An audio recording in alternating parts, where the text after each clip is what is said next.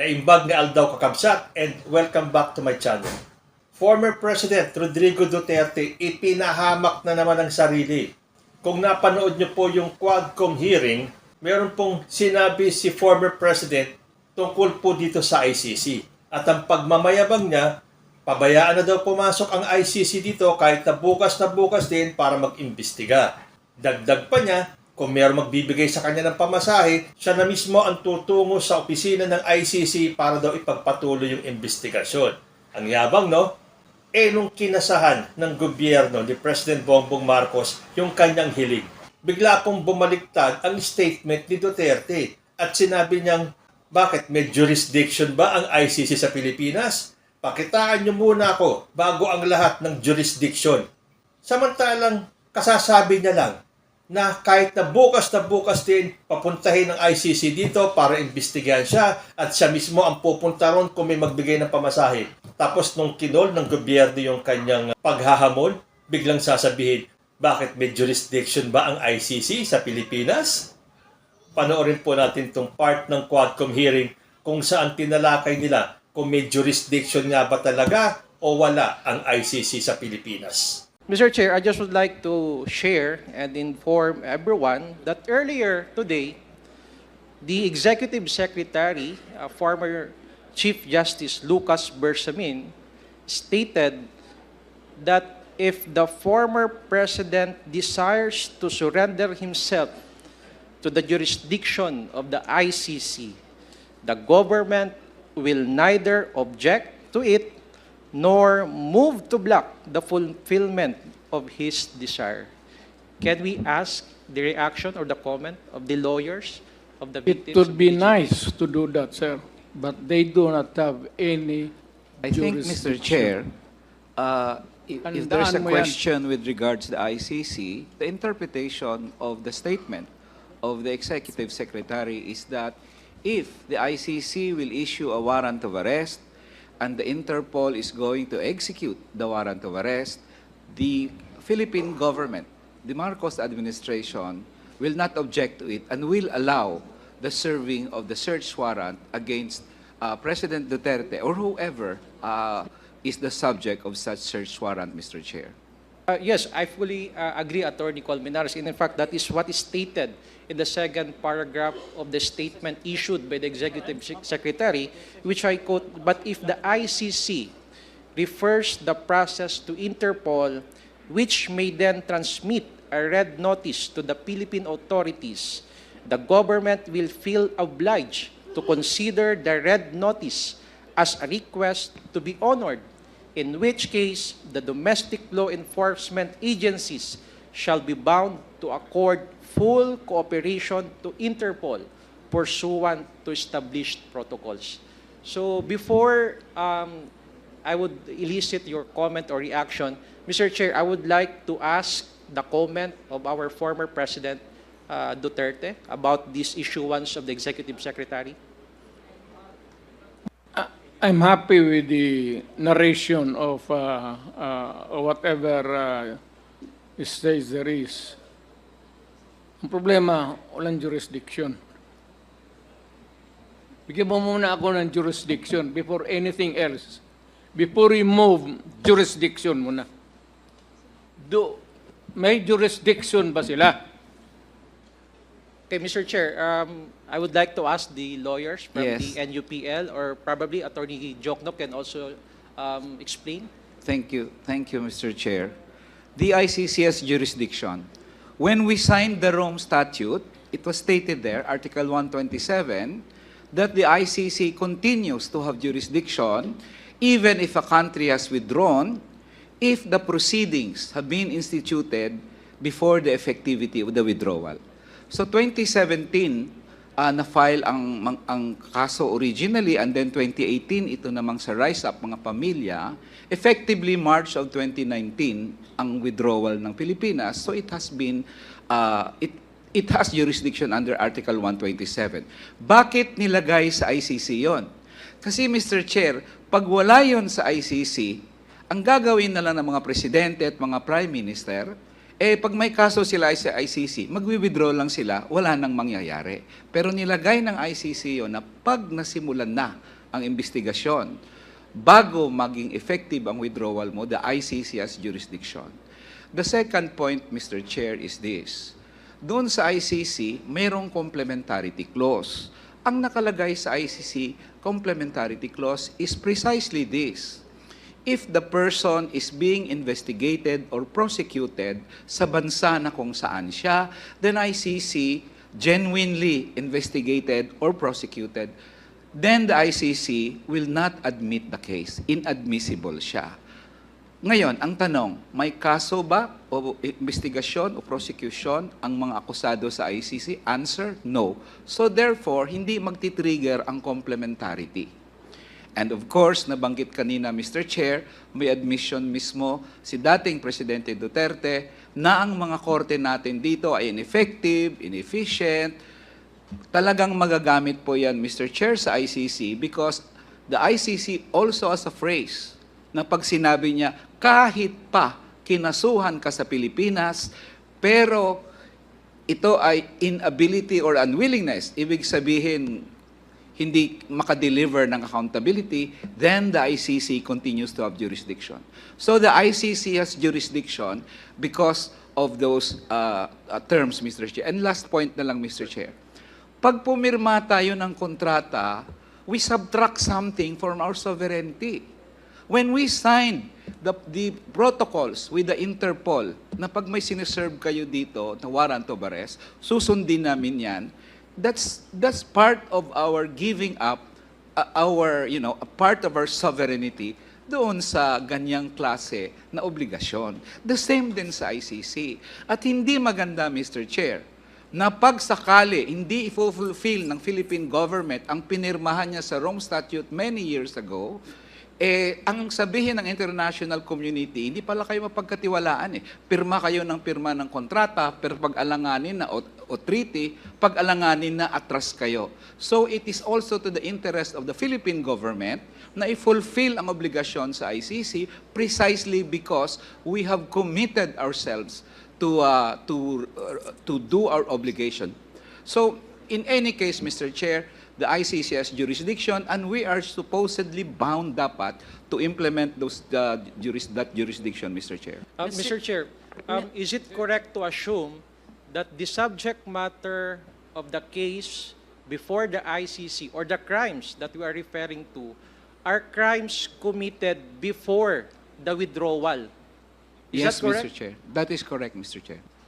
If I may add, Mr. Chair and Your Honors, that was one of the issues taken up by the pretrial chambers. Ito na po yung court ng International Criminal Court when it granted the request of the prosecutor to conduct a formal investigation. In September 15, 2021, sa isang written decision ng pretrial chamber, they found, number one, that there was reasonable basis to proceed with the investigation, and number two, that the case falls within the court's jurisdiction. Hindi po nila papayagan ang prosecutor na mag-imbestiga sa isang kaso kung wala naman jurisdiction ang ICC. Kung ganun po, dapat matagal na nilang dinismiss ang kaso. It's very clear under the rulings of the ICC as well as the Rome Statute, which is the treaty that the Philippines ratified, that that jurisdiction exists. Mr. Chair, nais ko rin pong magdagdag dun sa mga sinabi nila Attorney Nery Colmenares and Attorney Chel Jokno.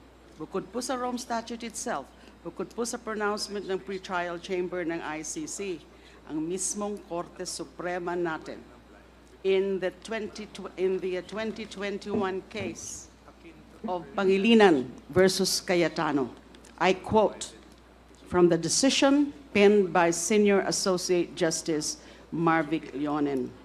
What is the effect of withdrawal? Yun po ang issue na sinagot dun sa ruling na yun.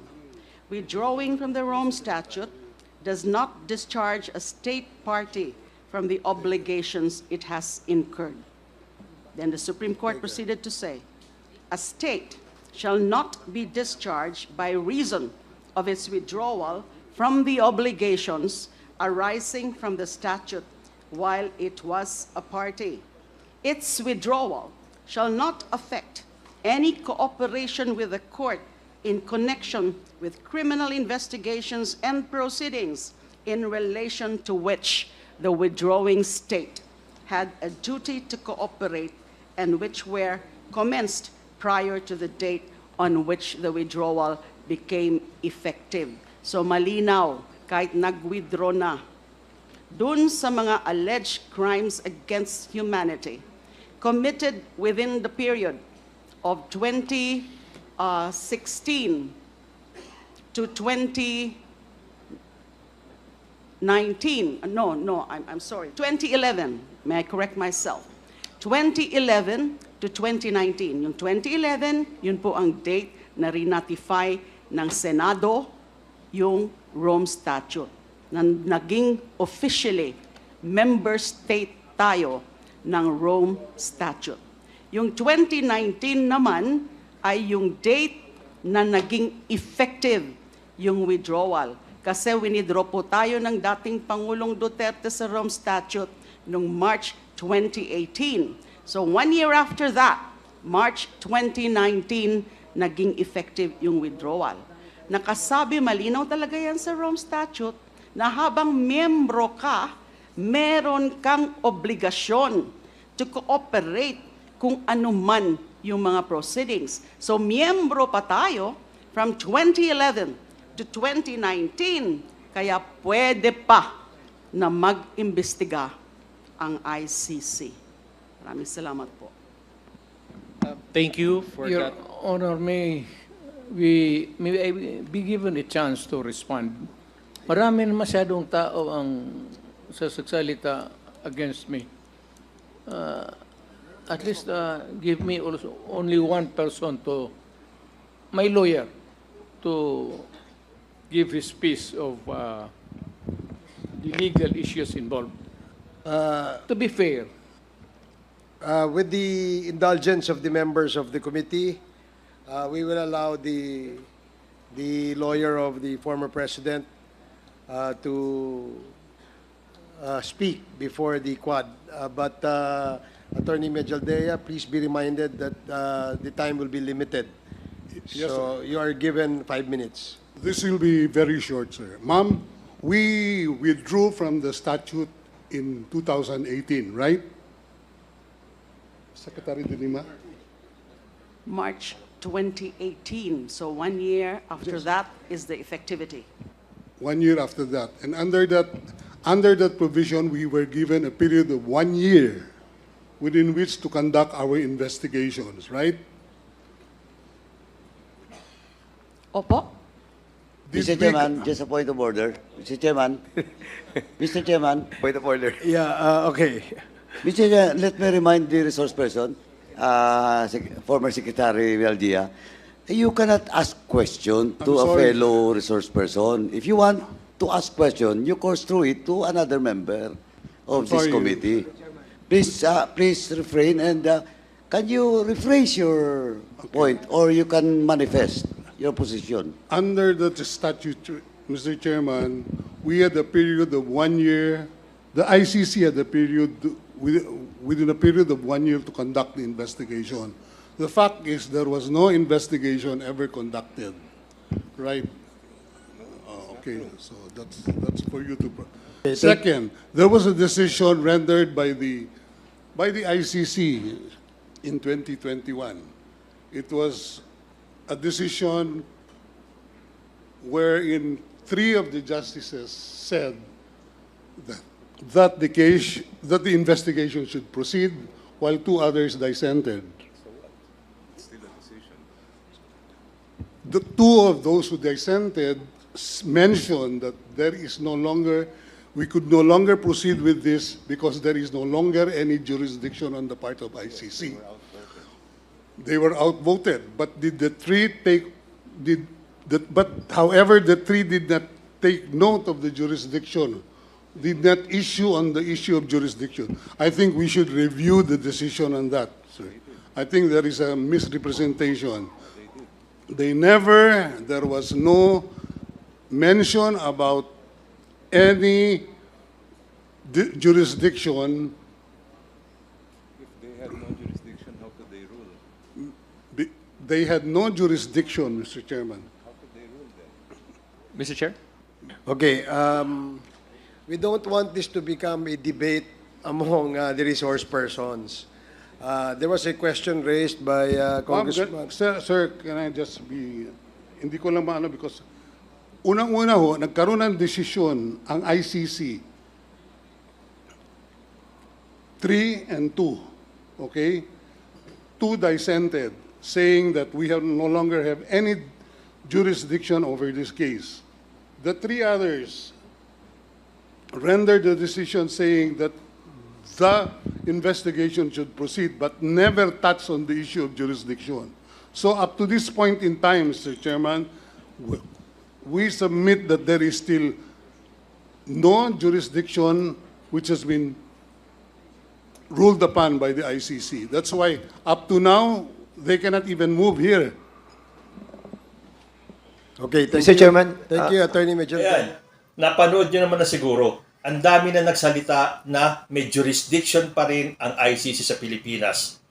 Although pinagsalita ni former President yung isa niyang abogado. Teka muna, kahapon nung napanood ko yung Quadcom hearing, nung sinabihan ng ilang kongresista si former President na makipag-ugnayan sa kanyang mga abogado, ang sagot ni Duterte, hindi ko na kailangan dahil kayang-kaya ko yan. Pero nung dumating sa usapin ng ICC, pinasagot niya rin yung isa niyang abogado. Talagang inconsistent po si former President. At kung makikita nyo yung diferensya, itong mga nagsasabing merong jurisdiction, diretso magsalita. Nung nagsalita na yung abogado ni Duterte, halos nangangapa, hindi alam ko ano ang sasabihin. So, it will not be a matter of jurisdiction Dahil very simple po, kahit yung mga ordinaryong mamamayan, tulad natin, tulad ko, ang hinahabol po ng ICC ay yung tayo ay kasali pa dyan sa ICC. At hindi ba ang pangit naman tignan na miyembro tayo, tapos kapag ikaw na ang iimbestigahan, bigla kang magbaback out, bigla kang aalis sa ICC? Mapupulaan naman tayo dahil pirma tayo ng pirma sa isang kasunduan. Tapos kapag nagkaroon ng gantong insidente kung saan involved ka, bigla ka nalang magbaback out. Ano nga naman ang magiging tingin ng international community sa atin?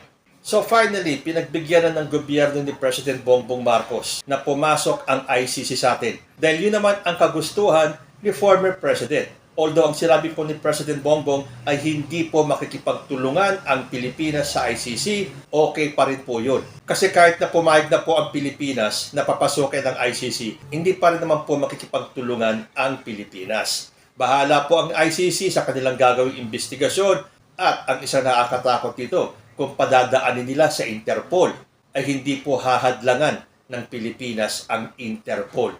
So matapos po ng statement ni Lucas Bersamin, naglabas din ng statement ang ating Pangulong Bongbong Marcos kung saan sinabi niya, if yun ang gugustuhin ni FPRRD, hindi naman kami haharang doon sa mga ICC. Hindi lang kami tutulong. Ngunit kung pumapayag siya na makipag-usap siya o paimbestiga siya sa ICC, nasa kanya yon. Wala na kaming desisyon doon. So, baka naman isisi nyo naman kay President Bongbong Marcos kapag pumasok ang ICC dito, maimbestigahan si former President at isyuwan ng warrant of arrest, si former President na po ang naglaglag sa sarili niya. Sa Senado pa lang, umamin na siya sa mga patayan, hanggang sa Quadcom, inako niya ang buong responsibilidad ng kanyang ginawang EJK. So wala pong ibang dapat sisihin kung sakaling matuloy ang pag-aresto kay former President ng ICC. Dahil sa pagdinig sa Senado at sa Quadcom, si dating Pangulong Rodrigo Duterte na po ang nagpahamak sa sarili niya. Ang masasabi lang po natin, wish granted.